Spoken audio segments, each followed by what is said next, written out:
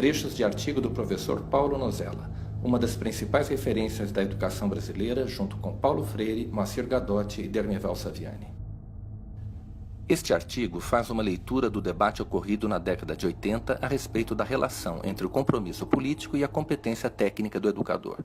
Pontua que as ideias mais emancipadas, como as propaladas pelos textos de Antônio Gramsci, fizeram com que o pensamento pedagógico assumisse no Brasil sua dimensão de engajamento político, contribuindo, inclusive, para as vitórias eleitorais do Partido dos Trabalhadores. O debate dos educadores encontrou nos escritos de Antônio Gramsci um grande alento.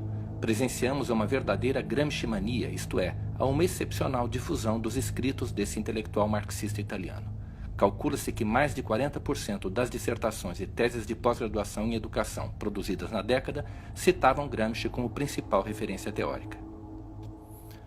Nos congressos, os especialistas da educação afirmavam que a relação pedagógico-científica era fundamentalmente uma relação de hegemonia política. Assim, instigavam professores a buscar uma forma de relação profissional que fosse ao mesmo tempo uma nova relação hegemônico-política, isto é, a hegemonia da classe trabalhadora.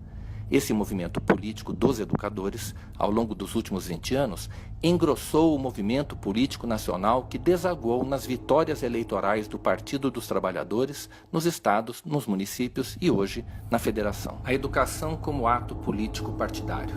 Publicação de fins dos anos 80 que evidencia a íntima relação entre os especialistas da educação e o Partido dos Trabalhadores. Educar é tarefa de partido, porque não é possível ao educador permanecer neutro. Ou educa a favor dos privilégios da classe dominante ou contra eles, ou a favor das classes dominadas ou contra elas. Aquele que se diz neutro estará apenas servindo aos interesses do mais forte, isto é, a classe dominante. No centro, portanto, da questão pedagógica situa-se a questão do poder. Infográfico com os resultados de pesquisa realizada pelo Instituto Census em 2008. A pesquisa apurou que 80% dos professores reconhecem que seu discurso em sala de aula é politicamente engajado.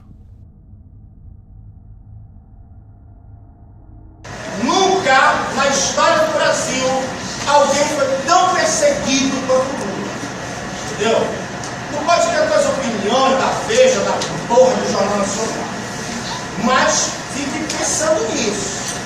Se você concorda com tudo isso que está acontecendo, daqui a 10 anos, quando você for ler os livros de história dos teus filhos, vão para lá. E você vai dizer, eu apoiei o golpe no Brasil. Entendeu? Então tu tem que pensar muito bem o que está acontecendo. Esquece esse papo de corrupção. Isso é só propaganda para o otário cair. Entendeu?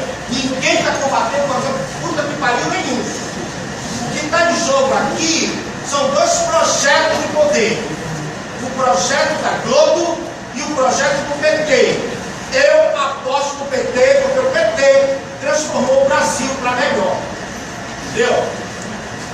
Globo quer mandar no Brasil, quer esculhambar o Brasil, quer levar o Brasil à guerra civil, sei lá o quê.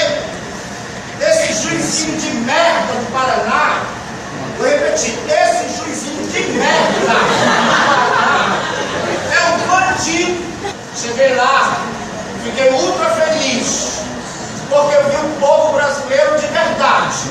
Negros, brancos, cara de índio, rico, pobre, classe média, estudante particular, estudante de escola pública, professor universitário, tinha de tudo. Foi uma festa, foi um batuque, um samba, houve tudo quanto foi pouco. Foi maravilhoso.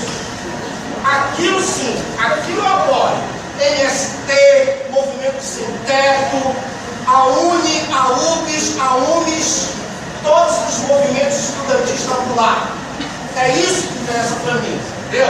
Não me interessa aquela classe média que saiu dia de domingo, branca, rica, batendo panela da puta que pariu. Né? Da mesma maneira que o que aconteceu em 37, a classe trabalhadora, no caso vocês, né, estão completamente alijados e alienados do que aconteceu. Apenas a classe média branca é quem foi à rua vestido de camisa do Brasil, querendo que o governo fosse ser posto. Mas é porque a classe média que foi à rua, galera, estava insatisfeita com o fato de pobre estar pegando avião no aeroporto. A classe média que usou camisa do Brasil estava insatisfeita com o fato de ter mais negro e gente de periferia dentro de universidade. Gente da origem de vocês. A classe média que foi à rua vestida de verde e amarelo estava insatisfeita porque pobre estava financiando o carro. O cara que segue Bolsonaro, ele finge que é por causa da corrupção, mas não é. Porque existem outros políticos que não são corruptos. E que nem o Bolsonaro diz que eles são corruptos, sabe que não é. Que não aceita isso. O cara que segue Bolsonaro, ele segue Bolsonaro porque Bolsonaro é homofóbico, fala de arma, que é a mulher no lugar dela, que a mulher é um bicho fraco. Ele segue Bolsonaro porque o cara, a pessoa é misógina, homofóbica. Bolsonaro sempre independe. O seguidor do Bolsonaro é uma pessoa educada. E ele encontra no Bolsonaro motivo para ser tão nojento quanto. Então, independente de Bolsonaro, essa pessoa já seria nojenta. Não é o Bolsonaro que transforma essa pessoa em nojenta. Para poder continuar sendo asqueroso. O Bolsonaro, ele é um mito para essas pessoas porque ele representa tudo que essa pessoa quer ser. Se eu parar, se eu desistir de que eu não vou conseguir formar mente, formar ser humano, pronto para ser um revolucionário, pronto para ser crítico, eu paro de lecionar. Eu continuo vivo dentro da área da educação porque eu acredito no trabalho que eu faço. Essa aula de hoje é o trabalho que eu estou fazendo. É semente que eu estou plantando. Um dia a população vai ter o mesmo conhecimento que os revolucionários lá no século XVIII tiveram. E eles não moveram com um paizinho do tamanho do seu país, não, meu irmão. O povo brasileiro é o otário. E quando é que a gente vai mudar isso? Quando deixar de ser otário. Como é que deixa de ser otário? É saber o que está acontecendo. Para fazer revolução, a primeira coisa que você tem que estar é revoltado, do jeito que eu estou agora me lecionando nessa aula. Enquanto você estiver satisfeito, gente, satisfeito não faz revolução. No Brasil inteiro, os dias de protesto. Ninguém vai entrar no McDonald's nem no Burger King. Tá? Filho. Por quê? Ao invés de ir no McDonald's, se você estiver dentro do shopping, procurar uma rede de comida mexicana. São poucos, tem assim, mas está aumentando. Eles protestam contra as decisões do Donald Trump. Eu achei muito legal isso. Porque um dia vai gerar um prejuízo enorme, enorme. Só em São Paulo, se fosse só em São Paulo, ia gerar um prejuízo enorme. Imagine todo o Brasil. Achei muito bacana. Movimento popular e um tanto de movimento estudantil, uma paralisação nacional contra as atuais reformas que já começaram em outros governos e está se aprofundando neste. As consequências dessas reformas significam a extinção de programas de entrada na universidade para alunos de escolas públicas, por exemplo, o FIES e o ProUni. Significa a possibilidade de cobrança das universidades públicas por qualquer tipo de cidadão brasileiro. Significa desindexar os valores dados na Constituição, que são no mínimo 4%, para até 0% para saúde e educação. Significa também, só para vocês terem uma ideia, cortar investimentos, por exemplo, mínimos na saúde. Então, se o posto de saúde do bairro de vocês já não funciona bem, pode ser que ele não funcione mais.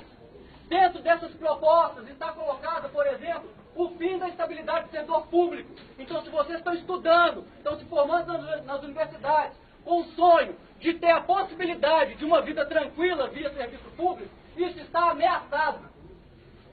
Eu, Tiago Luiz Ferreira Miranda, professor de filosofia da Escola Estadual Maestro Vila Lobos, concursado, estou aqui para dizer que, primeiro, os professores tomaram a decisão de que amanhã, no dia 22, a gente integra a paralisação do dia 22 de greve geral. Não é importante isso porque a gente não tem aula. O que é importante disso é que a gente crie consciência de luta enquanto pobre e trabalhador que a gente ou é ou vai ser. Ponto 2. O professor de filosofia não pode pegar nenhum de vocês pelo braço agora e levar para qualquer tipo de manifestação. Mas ele pode chamar a consciência política e cidadã de cada um de vocês. Os companheiros de vocês, porque são alunos do ensino médio. Toda criança tem direito à vida. PEC 241, o projeto que vai tirar os direitos educacionais. Direito à família, educação, então. Somos alunos, mas também brasileiros. Queremos direito. Será que você pode me explicar?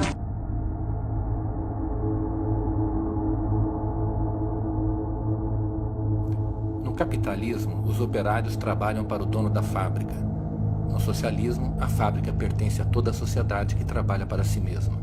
No capitalismo, a propriedade é privada. Terras, minas, fábricas, bancos e empresas, em geral, pertencem à burguesia. No socialismo, a propriedade é coletiva, socializada. O povo trabalhador é dono de tudo. No capitalismo, o objetivo são os lucros da burguesia. No socialismo, o objetivo é o bem-estar da sociedade.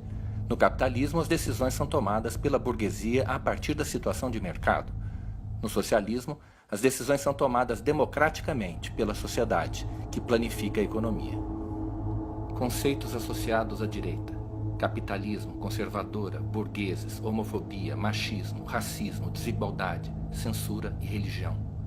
Conceitos associados à esquerda: socialismo, liberal, operário, liberdade de expressão, e desconstruir esses conceitos: homofobia, machismo, racismo, desigualdade. É próprio da esquerda lutar pelos direitos dos trabalhadores e da população mais pobre, pela promoção do bem-estar coletivo e da participação popular dos movimentos sociais e minorias. Já a direita possui visão mais conservadora, ligada a um comportamento tradicional que busca manter o poder da elite e promover o bem-estar individual.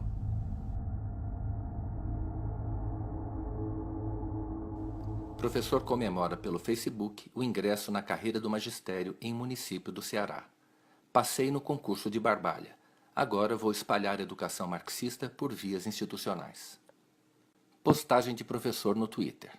Hoje, primeiro dia de aula, iniciando o semestre. Saudei a nova turma com Primeiramente Fora Temer. Danilo Magrão, professor em Campinas, no Facebook. Amanhã, na escola, a discussão é uma só: LGBTfobia e como combater os reacionários. Escola sem partido, seu fim está só começando. Professor de Porto Alegre. Sempre me posicionei em sala de aula.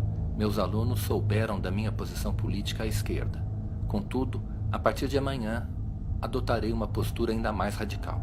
A partir de amanhã, eu vou para a guerra e cada aula será uma batalha.